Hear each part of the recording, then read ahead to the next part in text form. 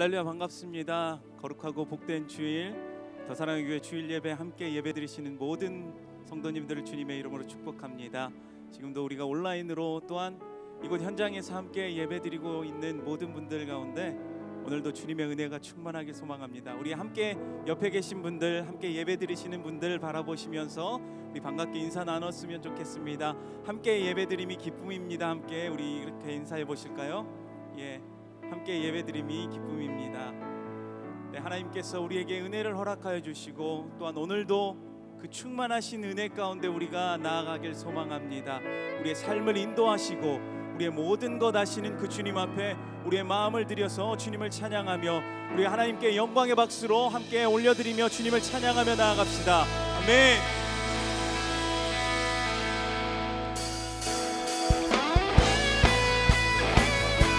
우리 함께 박수치며 주님을 높여드리며 나아갑시다. 우리 모든 것 아시는 주님 앞에 우리 삶을 드리며 함께 찬양하며 나아갑니다.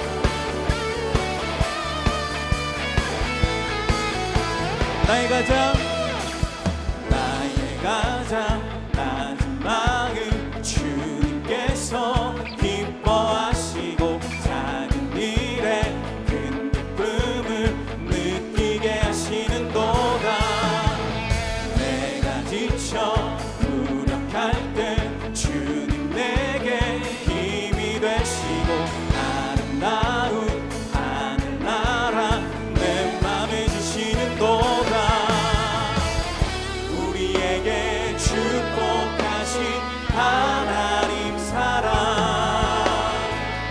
낮은 자를 높여주시고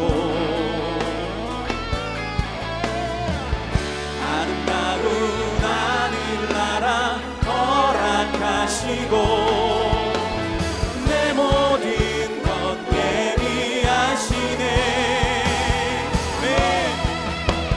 찬양함의 기쁨을 감사함의 평안을 간구함의 하나님 알도록 하셨네. 우리 처음부터 다시 한번. 나의 가장 낮은 마음 주님께서 기뻐하시고 작은 일에 큰 기쁨을 느끼게 하시는도다. 내가 지쳐 무력할 때 주님 내게 힘이 되시고 아름다운 하늘나라 내 맘에 주시는도다. 네, 우리에게 축복하신 주님 하나님 사랑 낮은 자를 높여주시고 맨 아름다운 하늘나라 허락하시고 내 모든 것 예비하시네. 내 찬양함에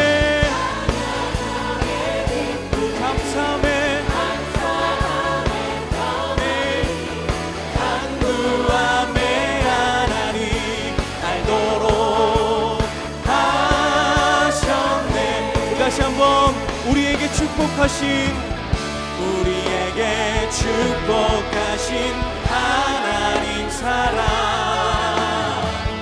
낮은 자를 높여주시고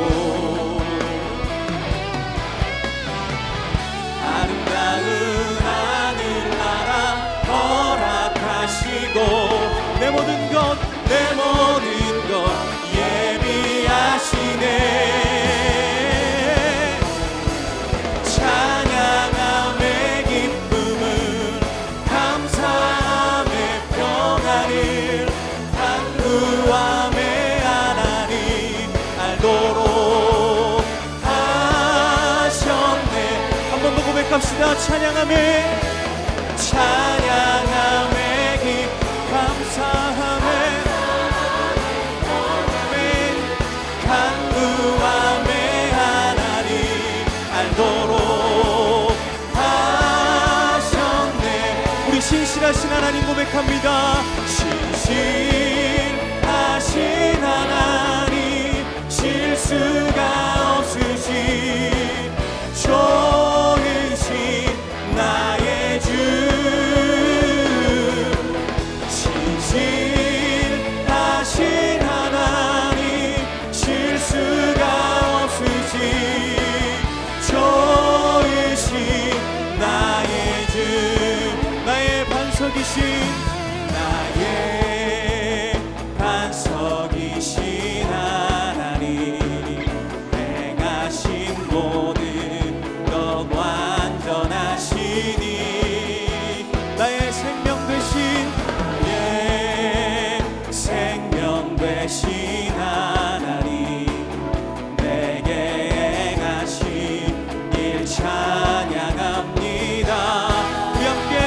기뻐하시면서 진실하신 하나님 실수가 없으신 좋으신 나의 주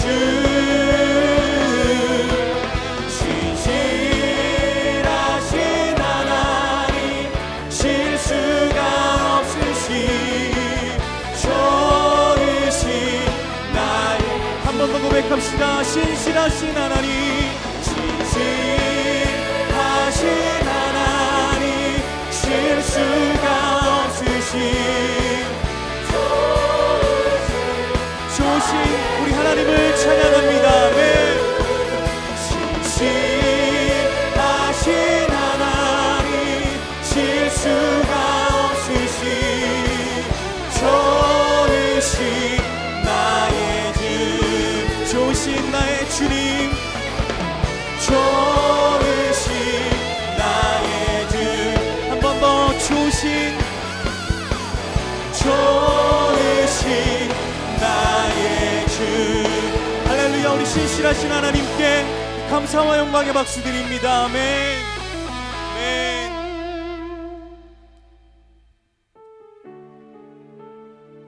우리를 언제나 끝까지 바라봐 주시고 우리와 늘 동행하시는 그 주님 앞에 우리의 이 찬양으로 함께 믿음으로 우리 고백하며 나아갑니다. 내게 허락하신 시련을 통해 나의 믿음 더욱 강하게 자라나고 험한 산과 골짜기 지나는 동안 주께 더 가까이 나를 이끄시네. 내가 겪는 시험이 어렵고 힘겨워도 내 주님보다 크지 않네. 내 앞에 바다가 갈라지지 않으며 주가 나로 바다 위 걷게 하리. 나는 믿네. 주의 능력으로 내 삶 새롭게 되리. 나는 믿네.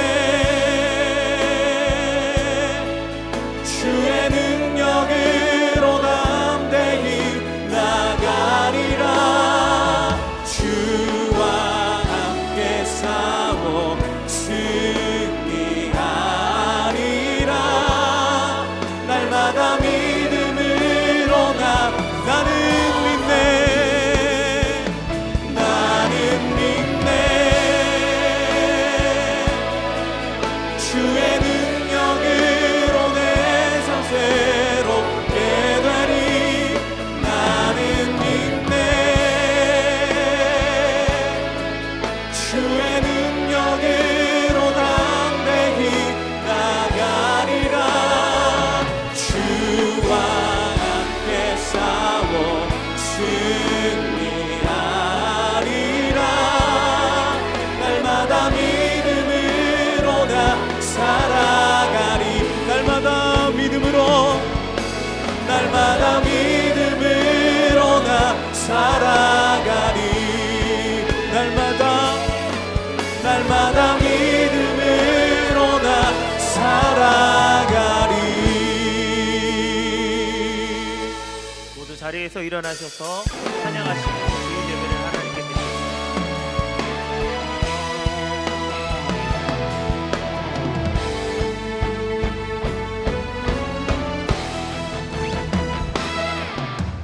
빛나는 왕의 왕 영광의 주님 온 땅 기뻐하라. 온 땅 기뻐하라. 삼위의 하나님 아바 성령 예수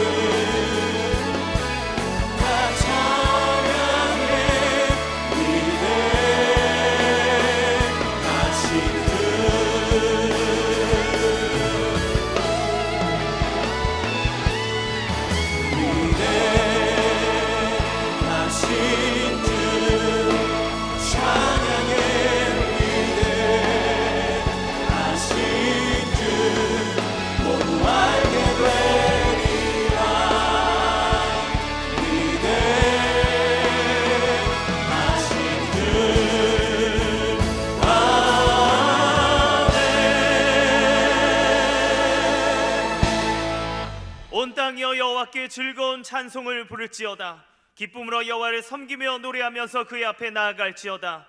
여호와가 우리 하나님이신 줄 너희는 알지어다. 그는 우리를 지으시니요 우리는 그의 것이니 그의 백성이요 그의 기르시는 양이로다. 하나님은 영이시니 예배하는 자가 영과 진리로 예배할지니라. 아멘. 사랑하는 성도 여러분, 하나님이 기뻐하시는 예배는 상한 마음과 통회하는 심령이라고 하셨습니다. 이 시간 성령께서 깨닫게 하시는 잘못들을 가지고 진실한 마음으로 각자 입을 열어 참여하는 기도를 드리겠습니다.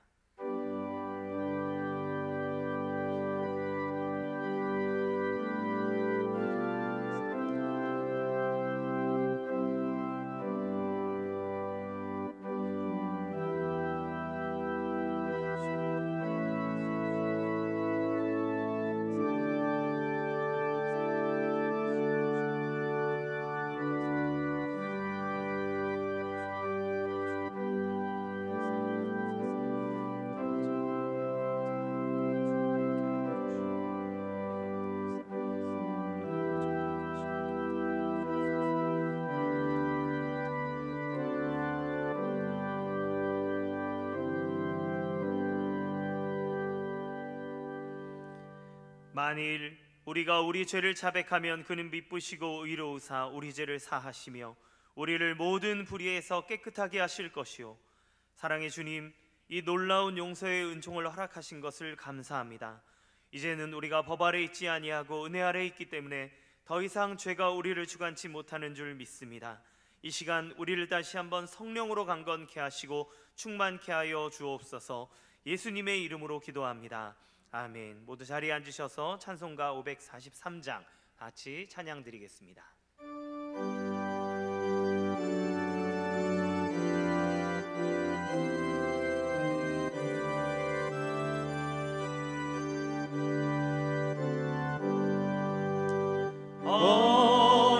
어려운 일 당할 때 나의 믿음 적으나 의지하여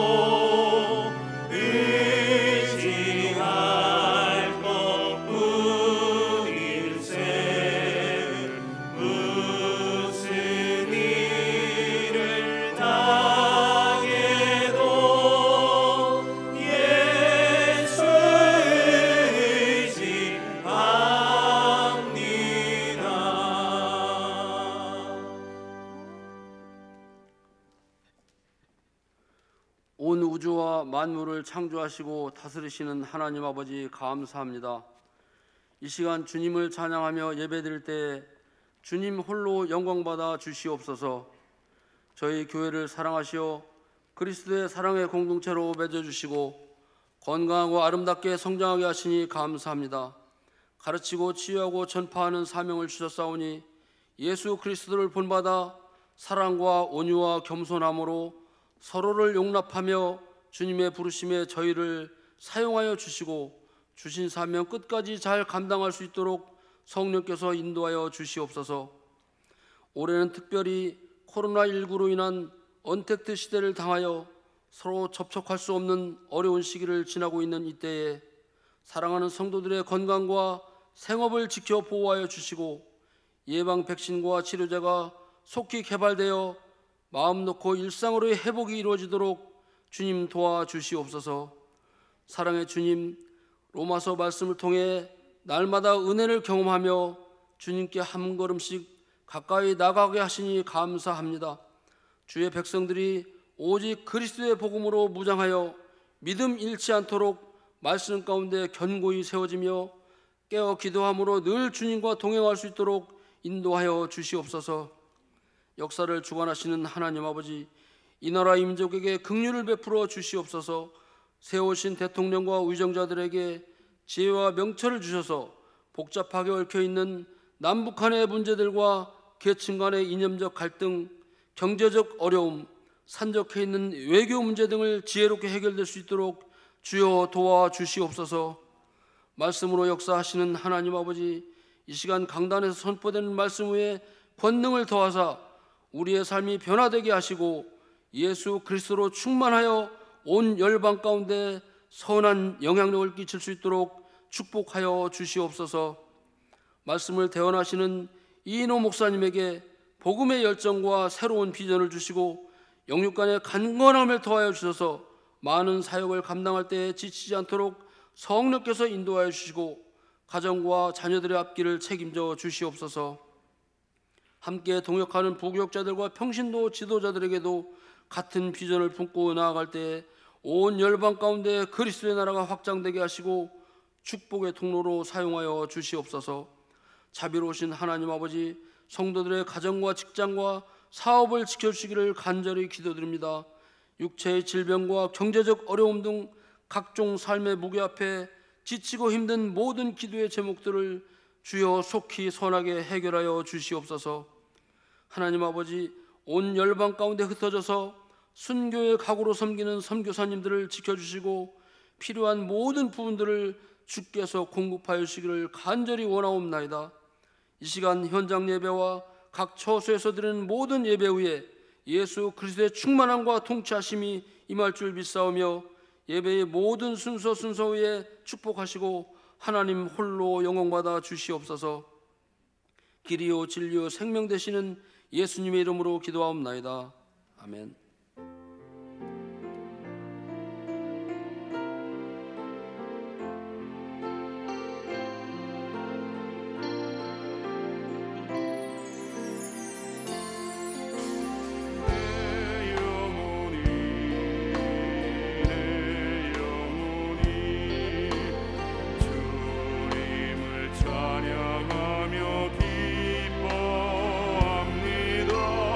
내 영혼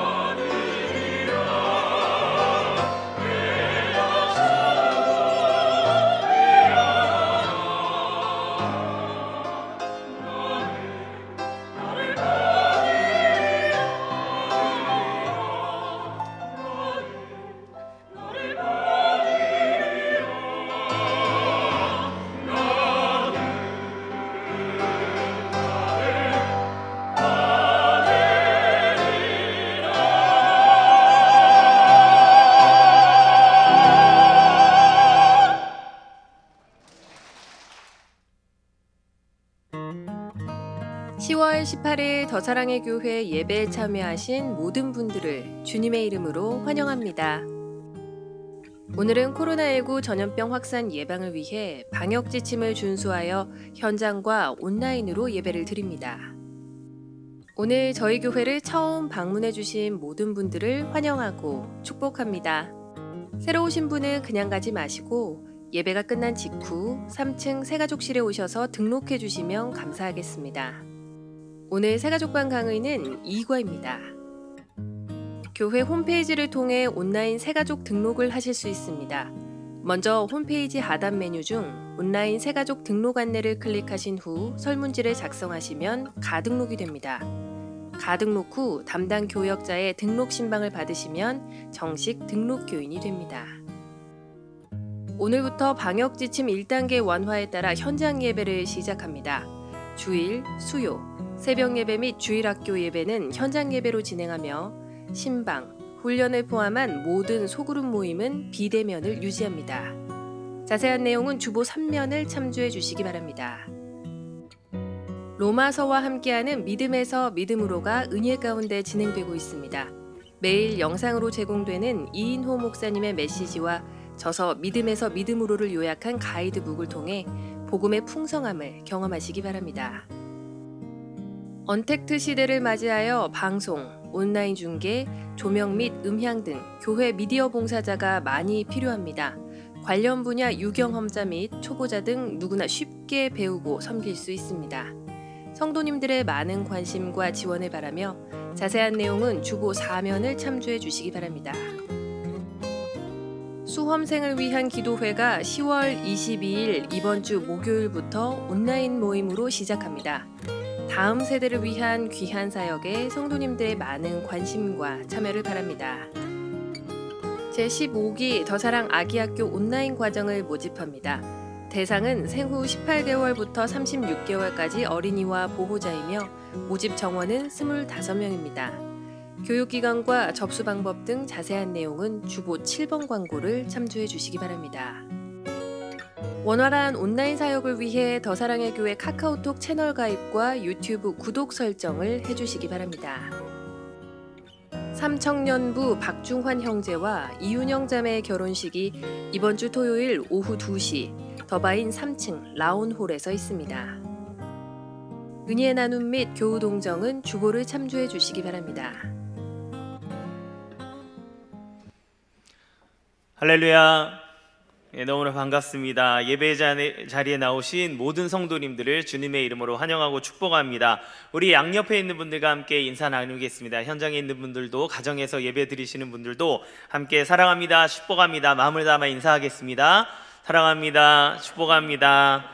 예, 감사합니다. 오늘 주일 예배에 처음 오신 분들을 기쁨으로 환영하고 축복합니다. 등록을 하시거나 등록에 대한 안내를 받기 원하시는 분들은 예배가 끝나고 난 후 3층 새가족 등록실에 오시면 필요한 도움과 안내를 받으실 수 있습니다. 또한 온라인 등록을 원하시는 분들은 홈페이지 하단 메뉴에 있는 온라인 새가족 등록을 클릭하신 후에 안내에 따라 등록하실 수 있습니다.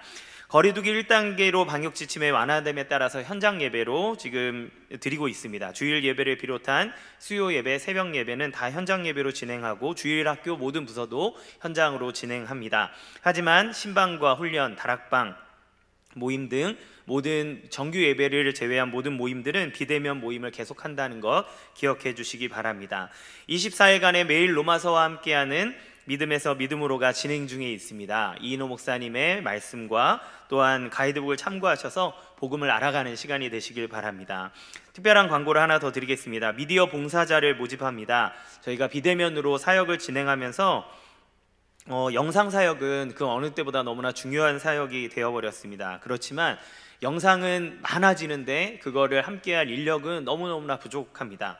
그래서 그 온라인 사역을 위해서 이 영상과 또 촬영, 편집 이런 것들에 대해서 기술을 가지고 계시거나 또 내가 아직은 부족하지만 배우면서라도 함께 동참하기 원하시는 분들은 주보 사면을 참조하셔서 함께 적극적으로 지원해 주시기를 부탁드리겠습니다. 주일학교와 우리가 해내야 될 많은 사역들이 있습니다. 복음 전파를 위해서 함께 동참해 주시기 바라고, 또한 방송 조명, 음향 관련된 모든 부분들에 대해서도 함께 동참해 주시면 더 풍성한 사역이 이루어질 줄로 믿습니다. 함께 해주시기 바랍니다.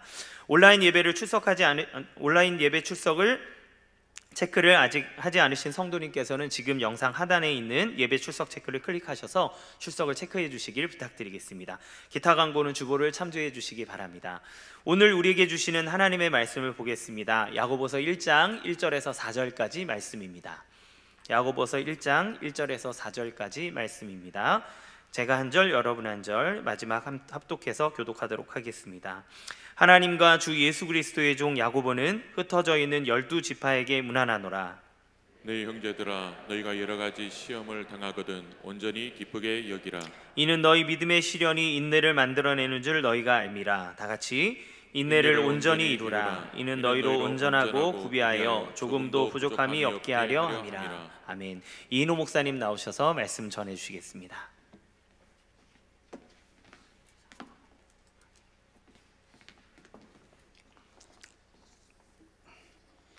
할렐루야.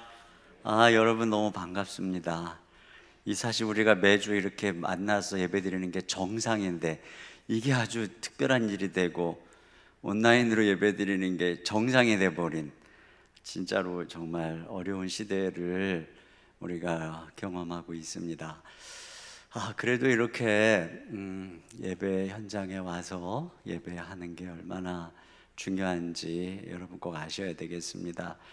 너무 오랜 시간 동안 가정에서 온라인 예배를 드리면서 이게 진짜 정상이다, 이렇게 해도 되겠다, 그렇게 할 때, 우리가 어려울 때에는 그렇게 할 수밖에 없어요. 그렇게 해서라도 온전한 예배를 드려야 합니다. 그러나 그것은 차선입니다. 우리가 그 수준에 머물면 교회는, 신앙의 수준은 자꾸 떨어지는 거예요. 그렇기 때문에 가정에서 그냥 온라인으로 예배 드리는 것에 여러분 안주하지 않도록 각별히 조심하시고, 저 1, 2, 3, 4부 예배에 여러분께서 오시고자 하면은 지금 한 30% 정도니까 부마다 거의 500명, 그리고 또 부속실까지 하면 좀 더 다른 분들도 오실 수 있어요. 그러니까 1부 때도 자리 여유가 있고, 또 3부, 4부는 어린아이를 둔 부모들이 또 이렇게 잘 예배당을 지금 안 나와가지고 조금 자리 여유가 있으니까 여러분께서 맘만 먹으면 오실 수 있으세요. 더 오시겠다 그러면 예배 부수를 늘려서라도 5부, 6부까지라도 할 용의가 있으니까 이제 자꾸 집에서만 머물지 않도록 조심하셨으면 좋겠어요. 그리고 이제 그래도 어쨌든 이 온라인 영상 사역은 우리가 계속적으로 해나가야 되는 사역이기 때문에 여러분들 중에서 그 부분에 조금 더 관심이 있는 분들은 좀 여러분께서 함께 해주셨으면 좋겠어요. 좀 은사가 있는 분들은 꼭 좀 함께 해주시기를 부탁을 드립니다. 여러분 여기 보면 너무 이쁘게 해놨죠. 뒤에 지난번 우리 특세 때 여기 세워놨던 거, 이거 너무 이쁘죠. 이거 돈 주고도 못해요. 근데 우리 교회의 대표팀, 특히 설치 예술 이쪽에 전공하신 전문가들과 또 그런 분들이 이게 다 지금 와서 봉사를 이렇게 만드는 거예요. 그 얼마나 우리 모두가 이 일로 인해서 함께 교회가 세워져 가고 좋아요. 여러분 중에 이 영상 쪽에 또 은사가 있는 분들은 같이 모여서 여러분이 이렇게 섬겨주시면 그걸 통해서 우리 성도들이 얼마나 유익을 받고 다음 세대가 얼마나 유익을 경험하겠어요. 이 일에 함께 꼭 해주시길 부탁드립니다. 오늘부터 제가 야고보서 말씀을 여러분과 함께 나누려고 하는데, 야고보서의 저자는 야고보예요. 야고보. 그럼 이 야고보가 누구냐에 대해서 가장 정통적인 것은 예수님의 친동생, 육신의 동생 야고보라고 알려져 있습니다. 그 예수님의 동생 야고보는 예수님께서 공생애를 행하시는 이 육신으로 이 세상에 계시는 동안에는 안 믿었어요. 그런데 나중에 부활하신 예수님께서 야고보에게 나타남으로써 그가 예수님이 그리스도이심을 믿게 되었고 또 그는 사도가 된 사람입니다. 야고보는 초대교회에서 기둥과 같이 여겨졌다라고 말씀하고 있어요. 사도행전에서 그 이름이 언급될 때 베드로보다도 앞에 제일 먼저 언급이 되고 또 예루살렘 공의회의 사건을 보면은 이 야고보가 의장이구나 하는 것을 엿볼 수가 있습니다. 자, 이 야고보를 통해서 놀라는 것은 한 집안에서 자란 야고보가 육신의 형님인 예수님을 그리스도라고 고백하고 오늘은 또 그 자신을 그리스도의 종이라고 고백하는 것이죠. 자, 1장 1절을 같이 한번 보겠습니다. 시작. 하나님과 주 예수 그리스도의 종 야고보는 흩어져 있는 12지파에게 문안하노라. 네. 그러니까 이런 고백은 정말 예수님께서 부활하시지 않았다면 있을 수가 없는 일이죠. 예수님의 부활 이후에 성령을 통해서 제자들은 예수님과 육신으로 3년 동안 공생애 동안 함께 있었던 삶과 말씀들이 다 새롭게 이해가 되었죠. 근데 이처럼 부활하신 예수님을 만나고 성령 안에서 눈이 열려진 야고보는 자기하고 30년 동안 한 집에서 살았던 예수님에 대한 이해가 새로워졌을 거라고 생각을 합니다. 왜냐하면 이 한 집에서 그렇게 자라고 사셨던 예수님은 하나님이 사람이 되신 분으로서 죄가 없는 분이시요 율법을 완전하게 순종하신 분입니다. 그러니까 야고보는 그 예수님과 함께 살면서 누구보다 그 삶을 오랫동안 지켜본 사람이죠. 야고보는 예수님이 이 땅에 오신 것은 그 율법에 불순종하는 우리들을 예수님처럼 하나님 앞에 순종하는 자녀가 되게 하려고 오셨다는 사실을 분명히 이해했을 것입니다. 그러므로 그는 예수님을 믿는다고 하면서 행함이 없다면 그 믿음은 죽은 것이다, 이렇게 단언을 하는 것이지요. 이 야고보서가 행함을 강조하다 보니 루터는 이 야고보서는 지푸라기 서신이다, 그러니까 별로 중요하지 않은 서신이다, 이렇게 이야기를 했어요. 그러나 어떤 학자는 오히려 이 말을 인용해서 야고보서야말로 과거에 이 지푸라기로 지붕을 덮었잖아요. 그러니까 야고보서는 이 지붕과 같은 서신이다, 이런 얘기를 했습니다. 집에 지붕이 있어요. 비가 안 새잖아요. 그런데 한국 교회는 복음의 교리와 이 기둥만 있고 삶이라는 지붕이 없다는 거예요. 그래서 세상의 비난이 빗줄기처럼 쏟아질 때 그걸 피할 방도가 없다는 것입니다. 여러분, 우리가 어떤 집에 가면은 그 집을 유지하는 철근이나 콘크리트를 보는 게 아니라 거기에 덧대 있는 인테리어, 가구, 이런 것을 보잖아요. 이것처럼 사람들이 우리의 믿음과 신학을 보는 게 아니라 그것으로 말미암은 우리의 삶을, 말을, 행동을 보고 그것을 통해서 우리 믿음의 진실성을 보는 것이 아니겠습니까? 그런 면에서 야고보는 예수님을 통해 그 삶을 본 것입니다. 그리고 예수님을 믿는 우리가 어떻게 하면 예수님처럼 순종하는 삶, 행함이 있는 삶, 온전한 삶을 살 수 있을까? 이것을 오늘 전해주고 있는 것이죠. 그러니까 예수님의 친동생을 통해서 우리가 이 야고보서를 통해 앞으로 몇 주간 동안 이 말씀에, 이 배우는 말씀에 아주 특별한 관심을 가지고 귀를 기울였으면 좋겠습니다. 오늘 먼저의 시작은 이 초대교회에 흩어진 성도들이 당하는 시험과 고난에 대한 자세로 시작을 하는데, 자 2절 보겠습니다. 시작. 내 형제들아, 너희가 여러 가지 시험을 당하거든 온전히 기쁘게 여기라. 네. 자, 여기 보면 고난을 당하고 시험을 당하면 슬프죠, 괴롭죠. 그런데 기쁘게 여기라고 이렇게 말씀하고 있어요. 그 이유에 대해서는 뒤에 보면은 그것이 우리를 온전하게 하는 그 하나님의 섭리 가운데 있는 것이기 때문이라는 것이죠.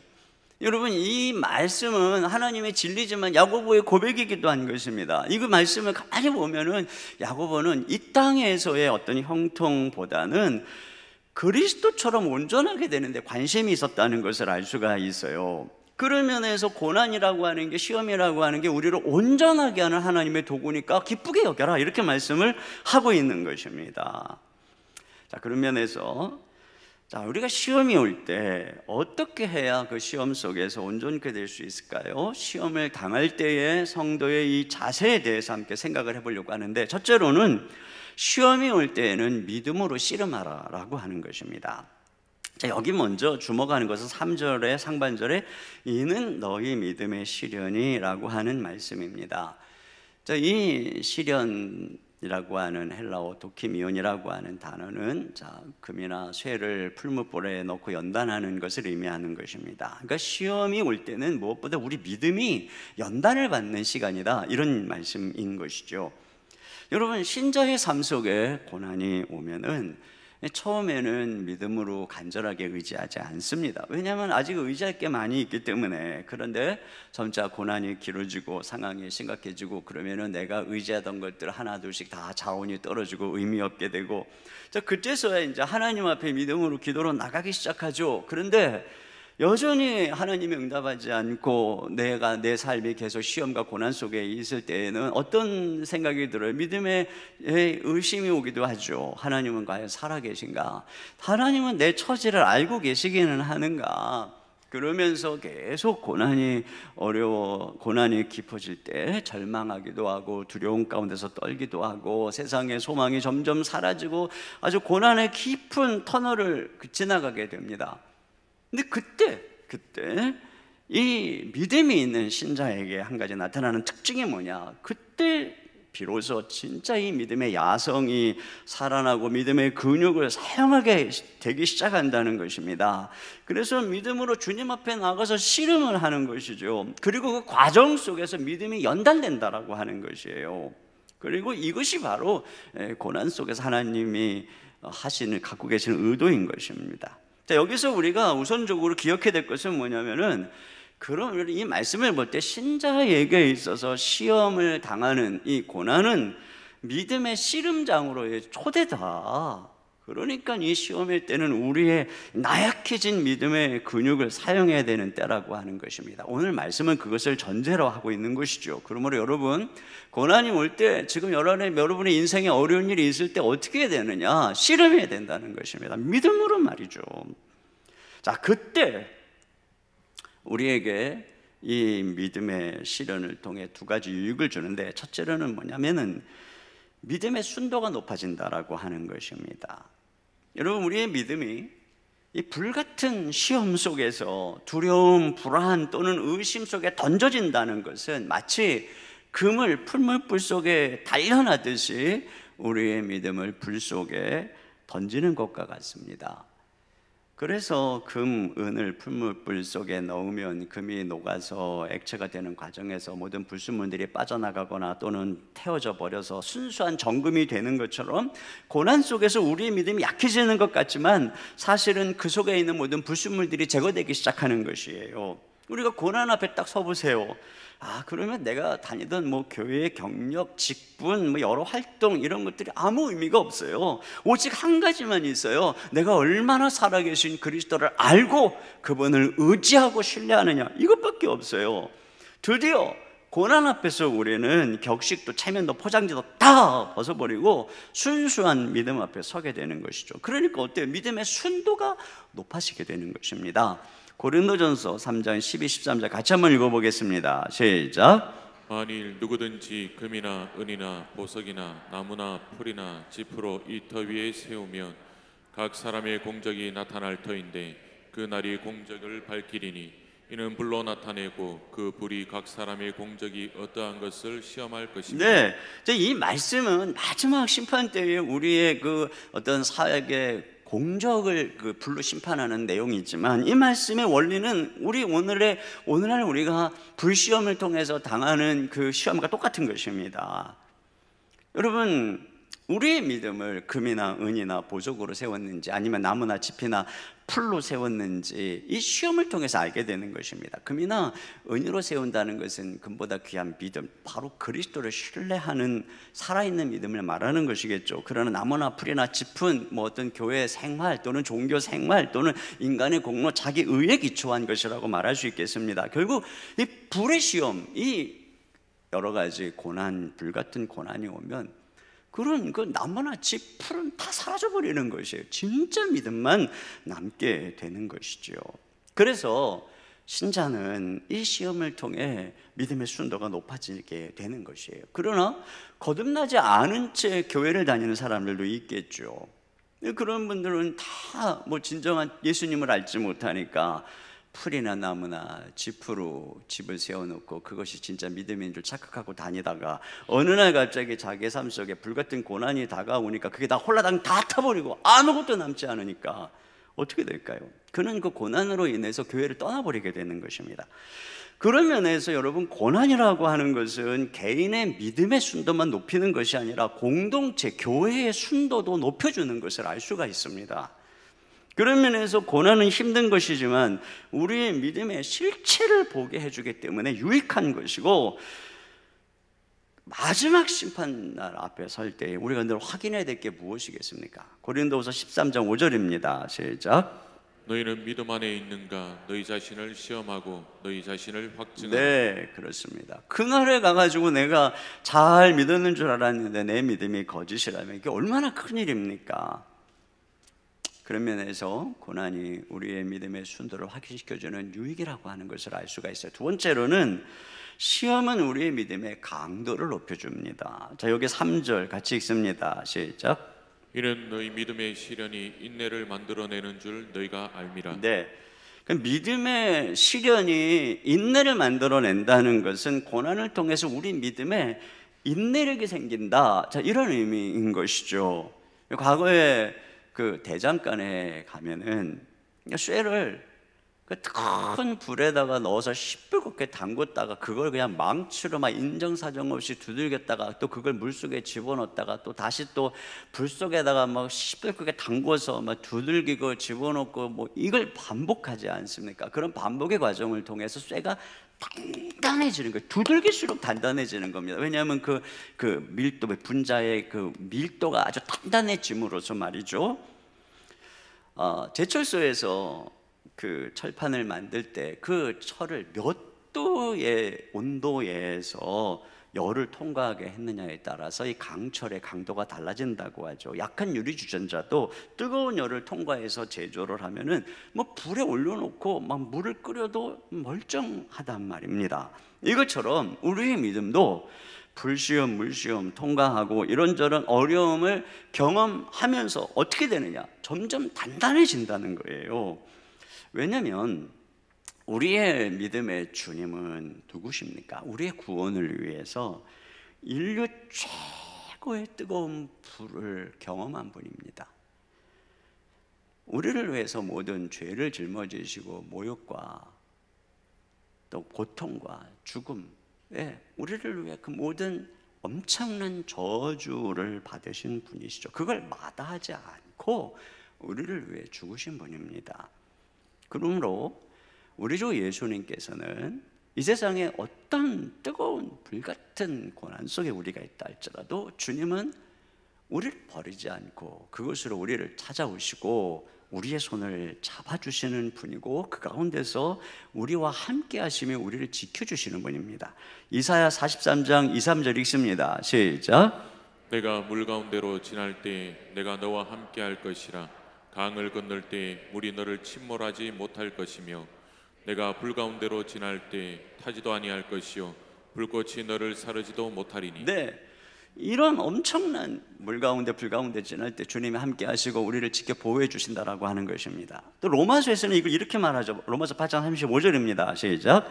누가 우리를 그리스도의 사랑에서 끊으리요 환난이나 공고나 박해나 기근이나 적신이나 위험이나. 네, 이런 여러 가지들도 절대로 하나님의 사랑에서 우리를 끊지 못한다라고 하는 것입니다. 이렇게 불같은 고난 속에서 마치 다니엘의 세 친구가 엄청난 그 풀무불에 던져졌을 때 거기에 하나님의 아들 같은 이가 함께 했을 때에 거기에 그 네 명이 있을 때 그들이 머리털 하나 타지 아니하고 보호받았던 것처럼 이와 같이 그리스도께서는 우리가 불타지 않고 고난 속에서 파멸되지 않도록 우리를 지켜주신다라고 하는 것이죠. 그렇기 때문에 이러한 고난의 시험의 불을 통과하면 그걸 경험하니까 믿음이 단단해지는 것입니다. 웬만한 압력에도 쓰러지지 않는, 끄떡하지 않는 그 믿음의 내구성을 가진 그런 존재가 되는 것입니다. 여러분 그 터미네이터라고 하는 영화를 보면은 미래에서 어떤 그 로봇 사이버 그 로봇가 와가지고 그 주인공을 죽이려고 그러는데 막 총을 쏴도 뻥 뚫렸다가 다시 막 이렇게 회복이 되고 막 트럭에 깔려도 다시 일어나가지고 회복이 되고 막 불에 녹아도 또 막 다시 멀쩡해지는 것처럼 우리가 그런 존재라고 하는 거예요. 그런 악당이 아니라 어쨌든 그런 그 내구성이 강한 그런 존재가 된다라고 하는 것입니다. 그래서 쓰러질 만한 곳에서도 쓰러지지 않고 견디는 힘을 얻는 것입니다. 이게 고난의 유익이고 이것이 주님께서 우리에게 고난을 허락하시는 이유예요. 그렇기 때문에 여러분 낙심하지 말고 시험할 때 어떻게 됩니까? 믿음으로 씨름장으로 나가야 되는 것입니다. 자, 두 번째는 뭐라고 말씀하냐면 시험을 당할 때에 인내를 온전히 이루라 이렇게 말씀하고 있습니다. 4장 상반절에 보니까 인내를 온전히 이루라. 자, 앞에서는 믿음의 시련이 인내를 만들어낸다 이렇게 말씀을 했어요. 그러니까 인내라고 하는 것은 한편에서는 고난을 통과하는 중에 생성되는 선물입니다. 자질입니다. 열매고 성품입니다. 그런데 여기서는 또 뭐라고 그러냐면 그 인내를 온전히 이루라는 것입니다. 그게 무슨 얘기입니까?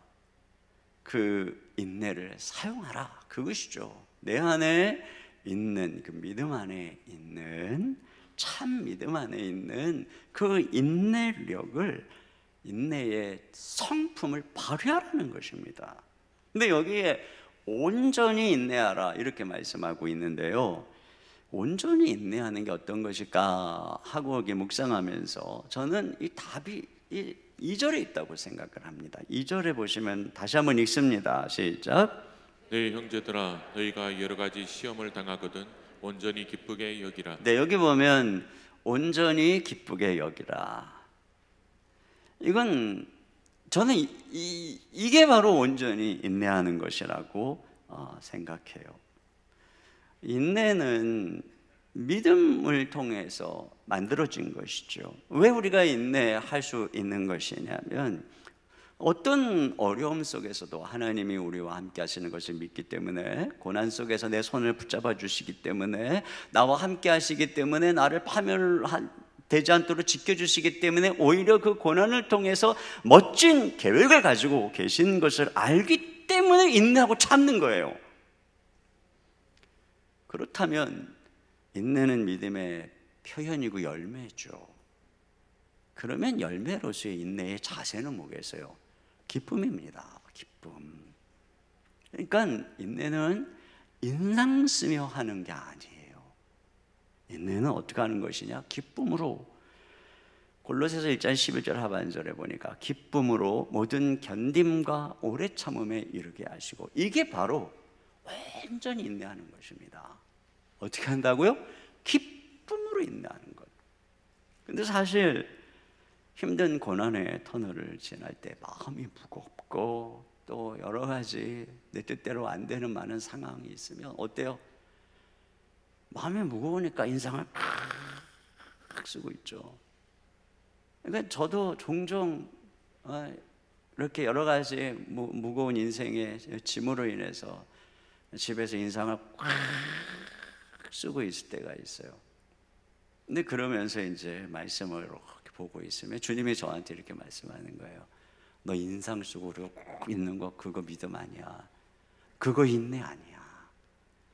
그럼 제가 어떻게 하겠어요? 그렇지. 내가 지금 경험하고 있는 이 고난 뒤에 주님의 은혜가 있으니까 믿음으로 반응하는 것은 기뻐하는 거지, 기쁨으로 인내하는 거지 하고 웃어요. 혼자서 웃으면서 또 있어요. 그러면 아내가 이렇게 지나가다가 또 서재 방문 이렇게 빼끔 열고 저한테 그럽니다. 뭐 좋은 일이 있어요? 좋은 일이 있어요? 당장은 없어요. 근데 믿음으로 이 일 뒤에 하나님이 좋은 일이 있을 것을 믿음으로 바라보고 웃는 거죠. 여러분, 그렇게 하는 거예요. 이게 온전한 인내예요. 자, 그런데 또 한 가지 온전히 인내를 이루라고 하는 말씀이 우리에게 이 주시는 메시지가 뭐냐면 고난 속에서 우리가 우선적으로 해야 되는 일은 인내를 온전히 이루는 것이다 라고 하는 사실입니다. 시험이 오고 고난이 우리를 짓누르고 앞길이 안 보이고 희망의 빛이 꺼지고 깊은 터널 중간에 있는 것 같을 때 그 앞뒤 좌우가 캄캄해서 어디로 가야 될지 무엇을 해야 될지 모를 때가 있어요. 그때는 정말 불안하고 힘들고 겁나고 답답하고 울고 싶고 소리 지르고 싶고 포기하고 싶고 어디 점쟁이라도 찾아가서 물어보고 싶고 쥐푸락이라도 어디 잡을 데 있는가 이런 생각이 들잖아요. 그런데 오늘 주님께서 하시는 말씀 뭐예요? 그때 우리가 해야 될 일이 뭐냐? 인내를 온전히 이루라 라고 하는 것입니다. 인내를 온전히 이루라. 온전히, 그때 온전히, 쓸데없이 다른 데 가서 물어보고 쓸데없는 거 의지하고 그러지 말고 끝까지 인내하면서 주님만 바라보라는 거예요. 우리가 기억해야 될 것, 지금 이 답답한 순간, 괴로운 순간이 존재하는 가장 중요한 이유가 뭐냐? 인내를 이루기 위함이다. 여러분 안에서 인내를 온전히 이루게 하시려고 지금 그 상황을 주신 거예요. 오랜 질병의 차도는 안 보이고 사업장의 상황은 점점 어려워져만 가고 아이는 계속 어긋나가고 그래서 불안과 두려움이 찾아올 때 그때 뭘 해야 될지 모를 때 알려드릴게요. 뭐 해야 된다는 것입니다. 첫 번째, 온전히 인내해라. 인내를 온전히 이루라. 이렇게 말씀하고 있어요. 그러니까 그렇게 하시면 돼요. 힘들고 어려울 때 인내를 온전히 이루라. 그게 지금 우리가 할 일입니다. 기쁨으로 주님만 바라보고 견디는 겁니다. 그러면 왜 성경은 이렇게 인내를 강조하는 것일까요?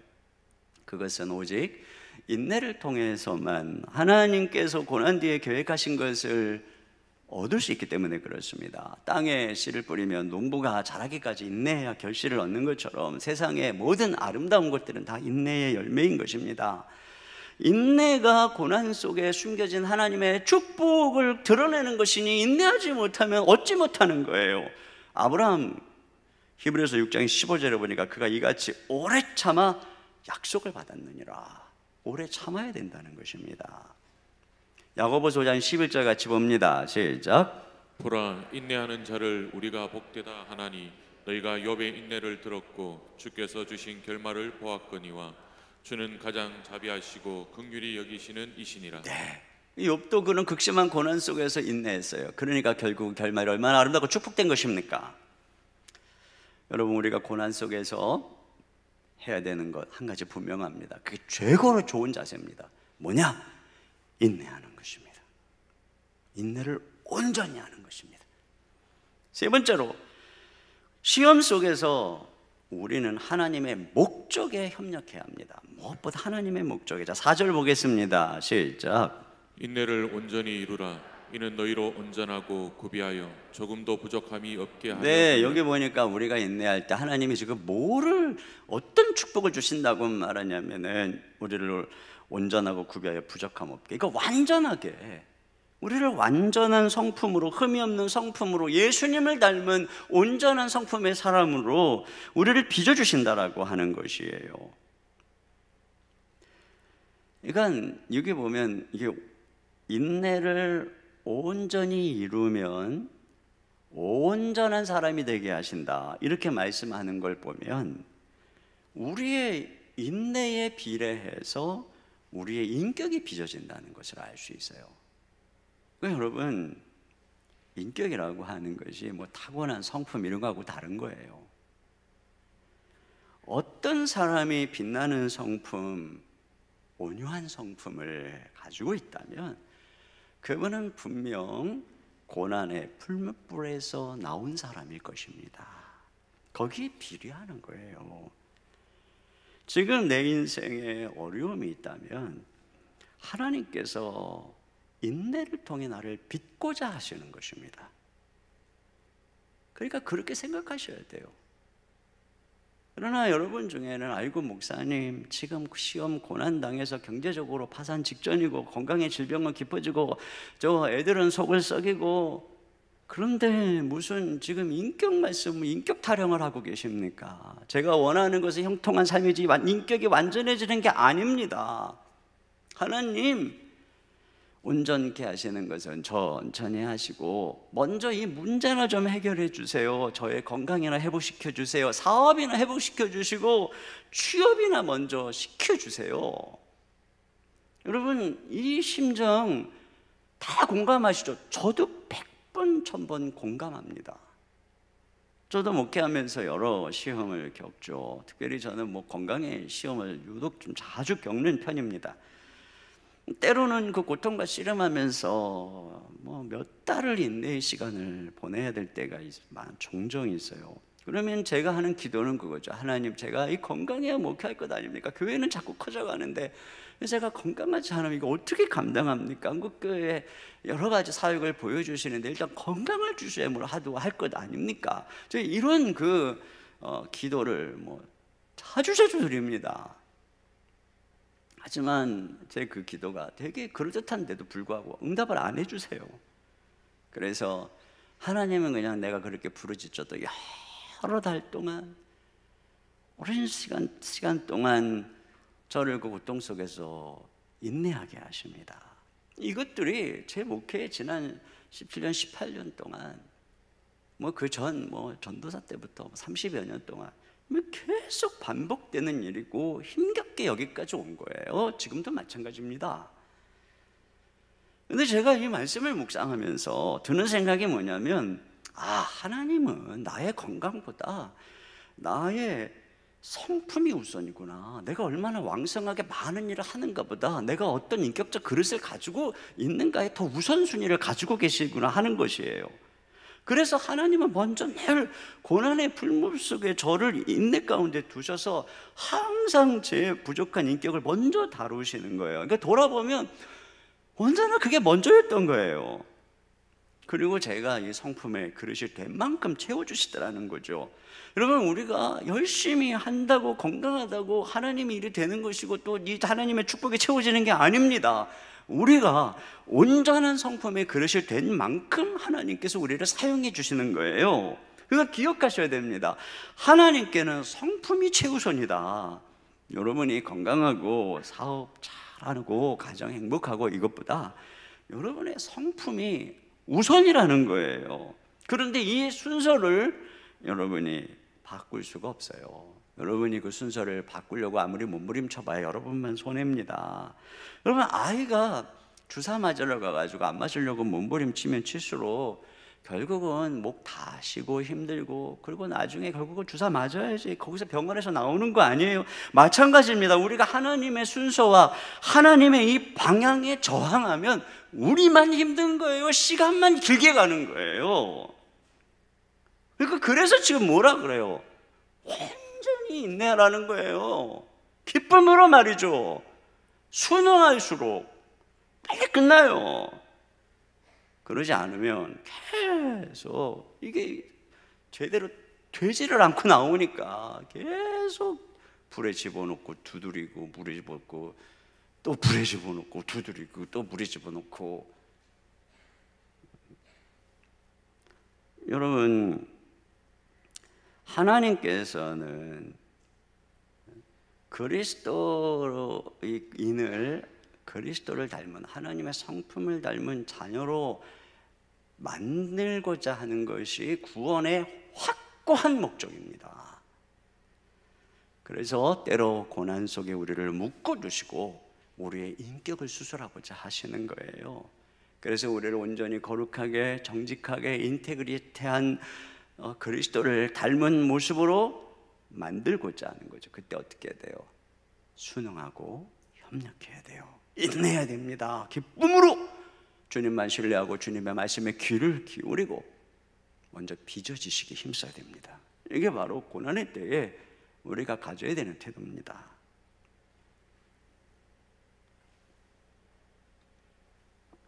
제가 요즘에 가장 많이 생각하는 주제가 뭐냐면은 예수님이 오신 목적, 이 복음의 궁극적 목적입니다. 좀 사실 거기 여러분 교재에 뭐 많은 그리스도 오신 목적에 많은 항목을 써놓은 이유가 뭔가 좀 자세하게 설명하려고 준비했다가 도저히 시간이 안 돼가지고 제가 핵심만 그리스도께서 오신 목적을 제가 요즘 생각하고 있는 것 좀 말씀드릴게요. 여러분 이스라엘 백성들을 하나님께서 애굽에서 출애굽 시켰잖아요. 그리고 광야에서 율법을 주셨잖아요. 왜 율법을 주셨겠어요? 그것을 통해서 그들이 하나님께 순종하는 이 빛나는 백성을 만들어서 열방이 그것을 보고 하나님께 나오게 하려는 바로 그 제사장 나라로 삼으신 거예요. 그런데 그들은 하나님의 율법에 순종하지 못하고 오히려 우상 숭배하고 불순종했습니다. 그렇기 때문에 하나님은 어떻게 해서 그들 다 열방 가운데 흩어버리셨습니다. 신명기 28장 15절과 25절 하반절 같이 봅니다. 시작. 내가 만일 내 하나님 여호와의 말씀을 순종하지 아니하여 내가 오늘 내게 명령하는 그의 모든 명령과 규례를 지켜 행하지 아니하면 내가 또 땅의 모든 나라 중에 흩어지고. 네. 그래서 결국은 하나님께서 이스라엘 백성들을 흩어버리셨어요. 바벨론 포로로 다 끌려가게 했습니다. 그때 그 바벨론 포로기에 하나님께서 선지자들을 통해서 그들에게 주신 예언의 약속의 말씀이 있어요. 그게 뭐냐면 내가 너희들을 돌아오게 할 것이다.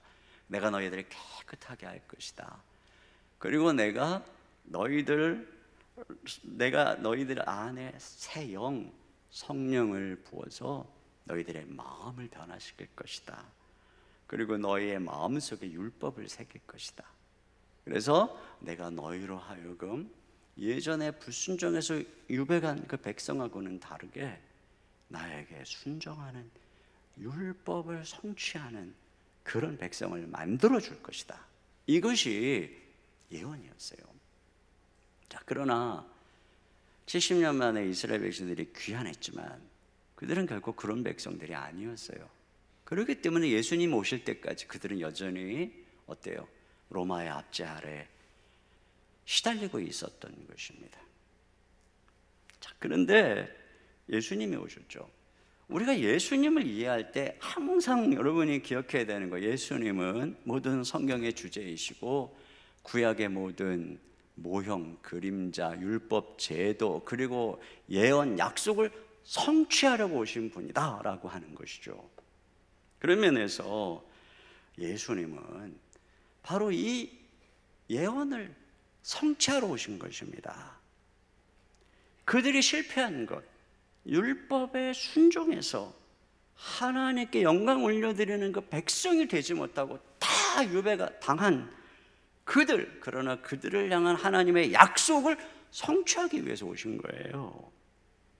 그래서 예수 그리스도의 복음은 단지 우리를 의롭다 칭해주는, 이 법정적으로 죄인인데도 불구하고 의롭다 칭해주는 데서 끝나는 게 아니라 우리 안에 성령을 보내셔서 우리가 실제적으로 율법의 요구를 이루는 삶, 즉 율법에 순종하는 삶을 살게 하려고 하신 거예요. 그 예언의 말씀 이거 성경 구절 읽고가 좀 이해가 되겠네요. 에스겔서 36장 26, 27절 읽습니다. 시작. 또 새 영을 너희 속에 두고 새 마음을 너희에게 주되 너희 육신에서 굳은 마음을 제거하고 부드러운 마음을 줄 것이며 또 내 영을 너희 속에 두어 너희로 내 율례를 행하게 하리니 너희가 내 규례를 지켜 행할지라. 네, 이 백성을 만드시려고 주님이 오신 거예요. 복음은 바로 그걸 성취하고 있는 것입니다. 여러분, 오늘날 교회처럼 예수님을 믿는다고 하면서 주의 이름으로 일컫는 백성들이 과거에 지금 이스라엘 백성들처럼 그들 때문에 하나님의 이름이 비방을 받은 것처럼 지금 우리 때문에 하나님의 이름이 비방을 받고 있거든요. 하나님께서 예수님이 그런 수준의 교회를 만드시려고 이 땅에 오셨겠느냐는 것입니다. 예수님이 오신 목적은 지금 성경을 통해서 잠깐 여러분 훑어본 것처럼 율법에 순종하는 거룩한 백성들, 이스라엘 백성들이 그 하지 못했던 것을 예수님이 하게 하시려고 오셨다는 거예요. 그런데 우리가 이스라엘 백성들처럼 순종하지 않으므로 우리 때문에 비방을 당하게 되면 우리의 운명도 이스라엘 백성들과 똑같이 다 흩어져 버리게 되는 것입니다. 여러분, 내가 거듭 얘기하지만 복음은 우리가 죽어서 천국 가는 정도가 아니라 이미 믿는 순간에 우리가 천국 백성이 되고 하늘에 소속이 돼서 여기서 천국 백성으로 살아가는, 즉 하나님의 뜻을, 율법을 이루는 삶을 살도록 하는 게 복음이라는 것입니다.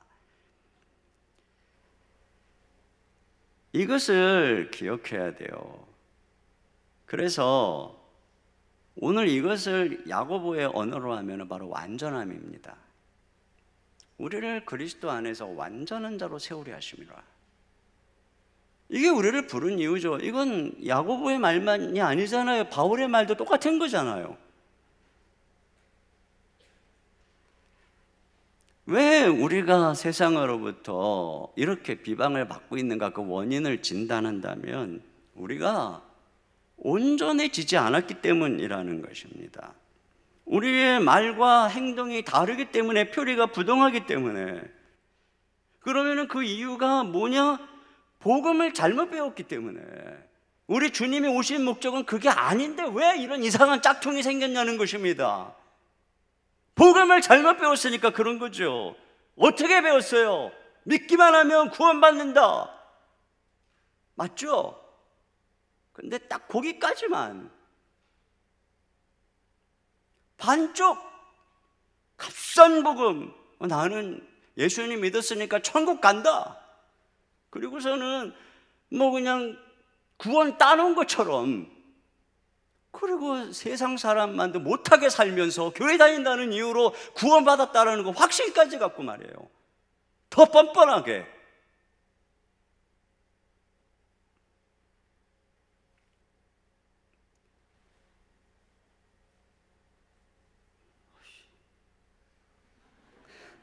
죄송합니다. 고 오카는 목사님께서 오래전에 교갱협 실현에 의해서, 굉장히 오래전이죠. 제가 부목사 시절입니다. 그때 전 너무 그 말씀을 충격적으로 들어 지금도 생생히 그 현장에서 받았던 은혜를 기억하고 있는데, 내 목사님의 4대 교회를 향한 책망의 말씀을 펴드셨어요. 계시록의 4대 교회를 향해서 이렇게 말씀했죠. 한번 3장 1절 같이 읽어보겠습니다. 시작. 4대 교회의 사자에게 편지하라. 하나님의 7 영과 7 별을 가지신 이가 이르시되, 내가 내 행위를 아노니 내가 살았다 하는 이름은 가졌으나 죽은 자로다. 네, 자, 내가 내 행위를 안다, 이렇게 말하죠. 주님께서 뭘 보신다는 거예요? 우리의 행위를 본다는 것입니다. 그래도 네 행위를 보니까 너 살았다는 이름은 가졌어. 뭐 믿는다 그러고 집사라 그러고 뭐 큰 게 다닌다 그러고 그러는데 너 이름만 가졌지 실상은 죽은 자다. 그 행위가 정말 엉망이라고 하는 것 아닙니까? 이 말씀을 놓고 오카는 목사님께서 지금 한국교회가 4대 교회와 똑같다, 세계적으로 뭐 유명하다 어쩌다 하는데 지금 우리의 행위를 보면 4대 교회랑 똑같다. 그러면서 뭐라 그러냐면 그 이유가 값싼 복음 때문이다, 이렇게 말씀을 하셨어요.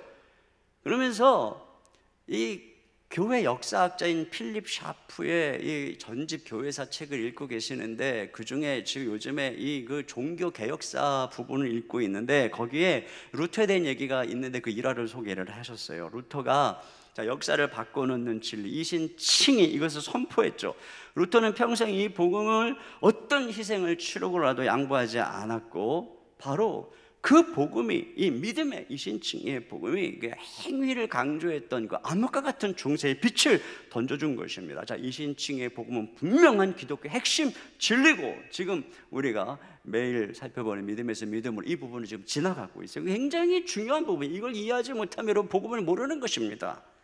그런데 루터는 이 복음을, 이신칭의 복음을 로마 캐톨릭의 행위와 전통을 강조하는 데 역반응으로 이해하다 보니까 선한 행위를 강조하면 복음을 변질시킬 위험이 있다고 본 것입니다. 값없이 은혜로 받는 구원의 감격을 체험하면 자기도 모르게 인격이 바뀌어서 주님의 말씀으로 바뀔 것이다 라고 믿었기 때문에 은혜로 구원받은 사람들에게 이렇게 살아라 저렇게 살아라 가르치는 것은 합당하지 않다고 생각하고 은혜의 복음만 선포한 것입니다. 그렇게 30년 40년이 지났대요. 그리고 이제 루터가 노년기가 되었어요. 그런데 루터는 슬픈 나날을 보냈다는 것입니다. 그가 95개조를 걸었던 비텐베르그, 거기서 그 복음을 가르치며 자기의 삶을 다 쏟아부었던 그 도시가 어떻게 되었는가? 너무나 방종하더라는 거예요. 은혜만 가르치니까. 그래서 루터가 너무 마음이 상해서 그 도시를 떠나 딴 데로 이사가 버리려고 했다는 거예요. 너무 마음이 아프니까. 근데 제자들이 만류를 해서 이사를 가지 못했대요. 그래서 너무 화가 나가지고 아예 설교를 중단해 버렸대요. 어느 일정 시간 동안. 왜요? 복음 전해봐야 더 방종하기만 하니까 말이죠. 그러니까 뭐예요? 이신칭의 복음 중요하죠. 그러나 이것은 복음의 한 부분이에요. 근데 그것만 전부인 줄 알고 반쪽 복음해가지고 한국교회가 얘기하니까 복음이 값싼 복음으로 전락해버렸다는 얘기입니다. 그러면서 카르 목사님이 칼빈의 말을 소개합니다. 뭐라 그랬느냐? 그리스도인의 신앙은 자신의 거룩한 삶으로 입증해야 한다. 여러분, 맞는 말이죠. 제가 여러분에게 거듭거듭 얘기하지만 복음은 우리를 이신칭의를 통해서 죄에서 덮어주시죠. 선언해 주실 뿐 아니라 복음은 우리를 그리스도와 연합하게 해서 새 생명, 새로운 신분을 주시고 우리 안에 성령을 보내셔서 죄를 이기게 하신단 말입니다. 이것이 바로 성경이 말하는 복음이라는 거예요. 그래서 우리로 하여금 육신과 죄와 세상을 이기고 하나님의 율법을 성취하는 성령의 열매를 맺는 이런 존재로 빚어주시기 위해서 예수님이 오셨다라고 하는 것입니다. 그러니까 여러분 기억하세요. 성경이 말씀하는 바는 첫째, 그리스도만이 구원의 길이다. 요거에서만 끝나면 안 돼요. 둘째, 그래서 예수 그리스도만이 아무도 죄인인 인간을 하나님께 순종하지 못하게 하는데 예수님만이 인간으로 하여금 죄를 이기고 하나님께 순종하게 해주시는 분이다. 복음만이 이 두 가지인 거예요.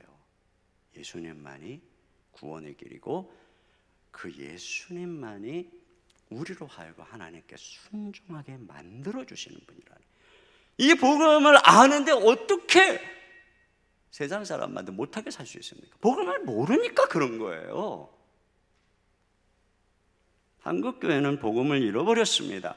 우리의 삶을 온전히 변화시키는 복음의 능력으로 돌아가야 합니다. 그래서 오늘 이 야고보를 통해서 온전한 복음, 그리스도가 오신 진정한 목적으로 가야 합니다.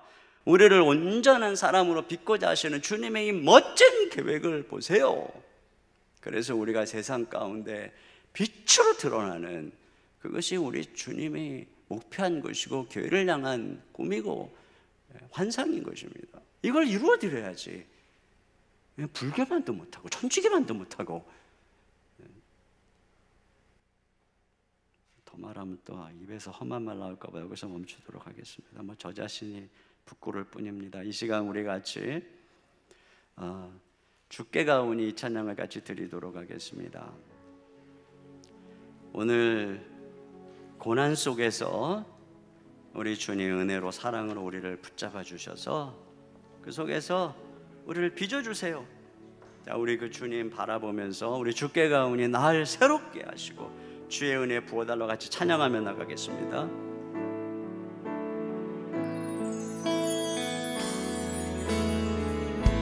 주께 가오니 날 새롭게 하시고 주의 은혜를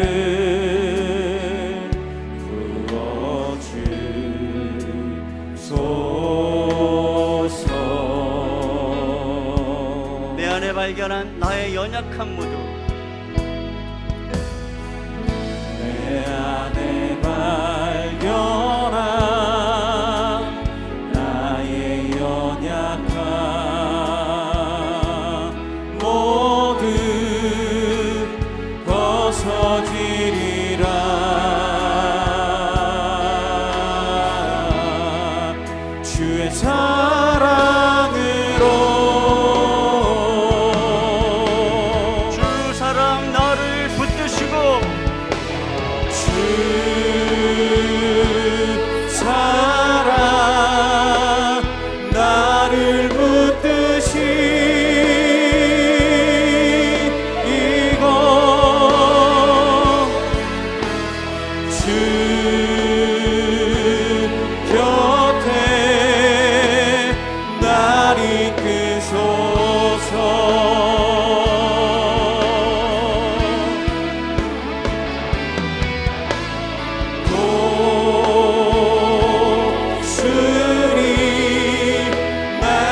날개쳐 올라가는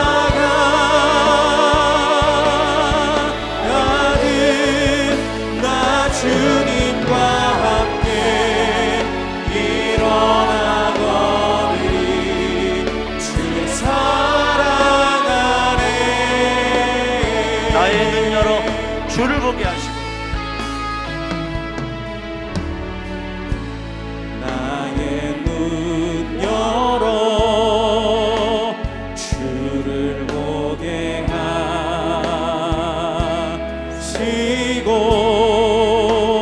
주의 사랑을 알게 하소서.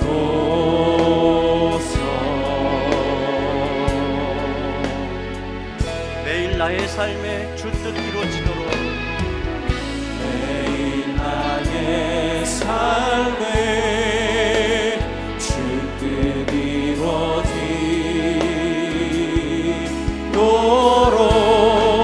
새롭게 하소서.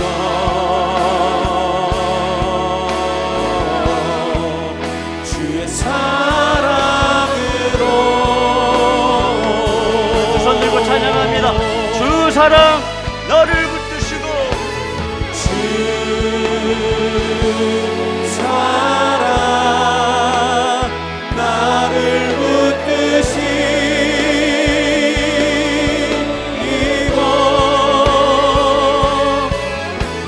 주 곁에 날 이끄소서.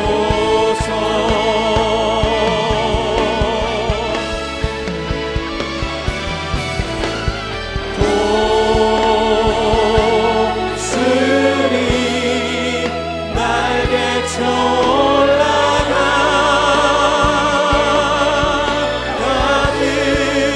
나 주님과 함께 일어나 걸으리 주의 사랑 안에.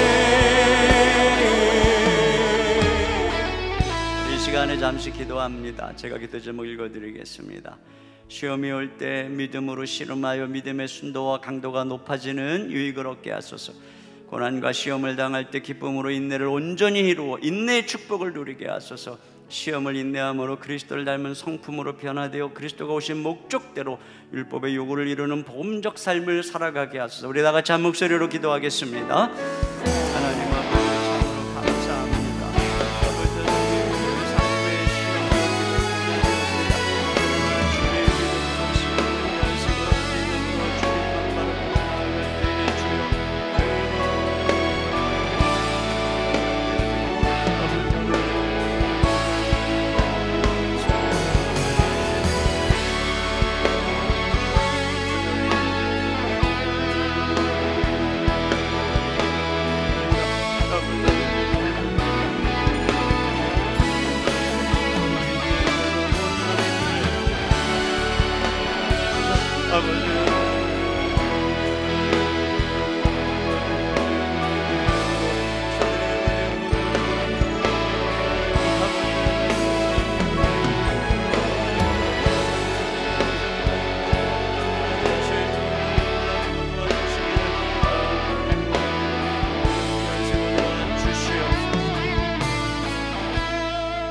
하나님 아버지 감사합니다.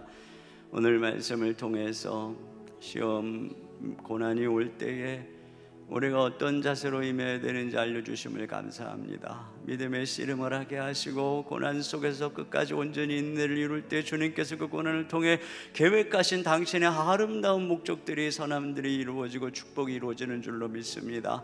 주님, 성도들 힘들고 어려운 이 순간 다른 무엇 찾지 아니하고 오직 주님만 바라보며 인내하는 자리에 설 수 있도록 인도하여 주시옵소서. 그리할 때 주님 무엇보다 우리의 성품을 아름답게 빚으셔서 주님이 우리를 존귀하게 사용하실 줄 믿습니다. 이 시대에 하나님 사람이 없는 것이 아니라 인격적으로 성숙한 하나님의 사람이 없습니다. 아버지 하나님 앞에서 준비되면 주님이 이 시대 역사 속에 하나님께서 위대하게 사용해 주실 줄 믿습니다.